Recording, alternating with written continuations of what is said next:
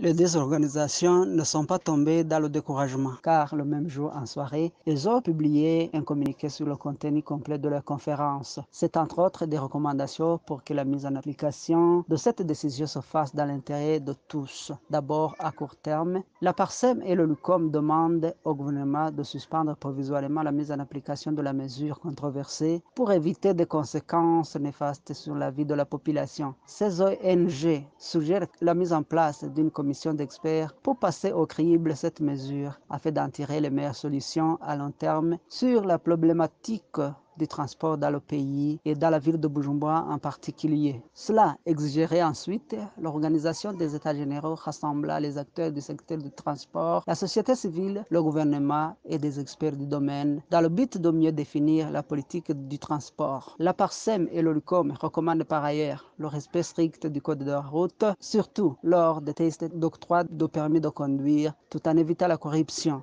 Pour ces ONG, il faudrait également initier une campagne d'éducation et de sensibilisation des conducteurs de ces engins sur la discipline dans la circulation routière. Dans un deuxième temps, ces organisations proposent des recommandations à moyen terme, à commencer par une étude visant la modernisation du secteur du transport avec les propositions de solutions aux défis qui minent ce secteur. Après cette étude, la PARSEM et l'OLICOM suggèrent la mise en application d'une politique de modernisation des infrastructures routières et un mécanisme efficace de lutte contre la corruption routière. Il s'agit là d'une partie de la communication en conférence de presse qui n'avait pas encore été livrée aux journalistes au moment où la police a fait irruption dans la salle. M. Faustin Ndikumana, président de la PARSEM, avait déjà pu parler des possibles conséquences de la décision du ministre de la Sécurité, notamment le manque à gagner de plus de 50 milliards de francs burundais, encore plus de 100 000 familles qui sont menacées par la misère. Et c'est tout cela qui semble déplaire au gouvernement, raison pour laquelle les menaces du ministre Gervais de la Kobucha ont été mises en exécution en envoyant les policiers interdire cette conférence de presse.